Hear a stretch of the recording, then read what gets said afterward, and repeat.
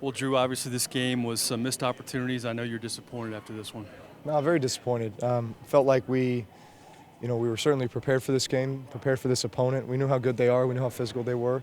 I felt like we matched that physicality. I felt like we did a lot of things very, very well today. Unfortunately, they get 2 defensive touchdowns, and that's going to kill you every time. That's what they thrive on. They're a great defense. They're a great team. They're plus 34 or something like that in the turnover ratio of the last 2 years. So they know how to do that, and they are very good too when they are playing ahead. Like they were in the fourth quarter, and then they can pin their errors back and rush the passer, and you see how difficult that can be going up against that kind of a team. So unfortunately, we just didn't do enough things in the third quarter to allow ourselves a really good chance there in the fourth quarter to win. You had a few pick sixes, the one before the half. Kind of take me through that play. Did they surprise you at all on that play? No, they didn't surprise me. I knew it was a tight window, trying to get it in there to Jimmy. Felt like it was an opportunity for a big play. He made a great play.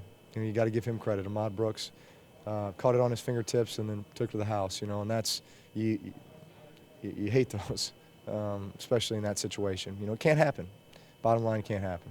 And then Whitner gets it in the third quarter. At that point, a lot of football left to be played. What was the mindset of this offense after those back-to-back pick sixes? Well, considering we took the ball and went right down the field and scored a touchdown, our mindset was put it behind us and we'll move on. And a lot of football left to be played, like you said. So we then had at least 2 opportunities after that where the score was 28-21, 28-21.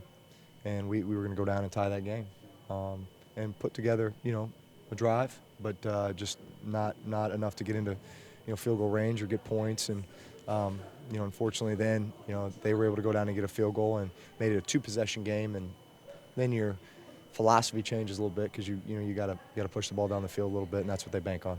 Unbelievable rotating door at right tackle. I mean, you had your 4th starting right tackle of the year when Bryce goes out. How does that affect the line? I mean, you didn't have a lot of good protection in that second half. How does that throw things off, having so many guys in there like that?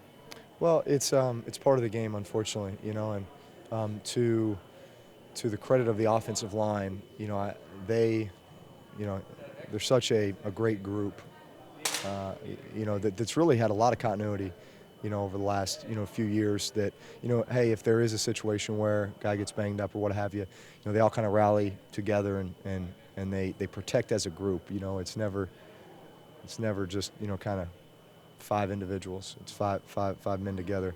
So Will Robinson, credit him. He came in and did a great job on very short notice. And regardless of how this thing continues to play out, I know those guys are always going to band together and play hard and get the job done. All right, on the bright side, Marcus Colston, you guys take the lead early on. He passes Deuce McAllister, the all-time touchdown lead. You guys are quite a duo. I mean, you passed Montana and Jerry Rice today. Some big-time duos in this league. What did that pass mean, and what does that mean to you just kind of looking back one day at your career? Well, I'm blessed to have the opportunity to play with Marcus Colston, and certainly honored to have had the chance to throw him every one of those touchdowns, and hopefully there's many, many more, but I think it speaks a lot about him and the road he's traveled to get here, 7th-round pick, a guy that I don't think any of us thought he was going to make the team when he first got here, and now all of a sudden he's the all-time touchdown leader. So a lot of credit goes to him and his work ethic and his approach and his mindset, and he's such a quiet guy, but man, he's such a worker and such a professional, and just love the fact he's on my team. All right, finally, you guys move on past losses, but pretty well, but you have no choice in this one. You have to play Thursday in Atlanta.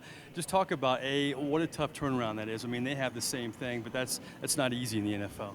Yeah, I think in most cases you wouldn't want to turn around and play on a Thursday because obviously your body needs that time to recoup and that kind of thing. I think from mentally we can't get back on the field fast enough, and because like I said, I feel like there were some things we did today that were very, very good, put us in a position to win this game.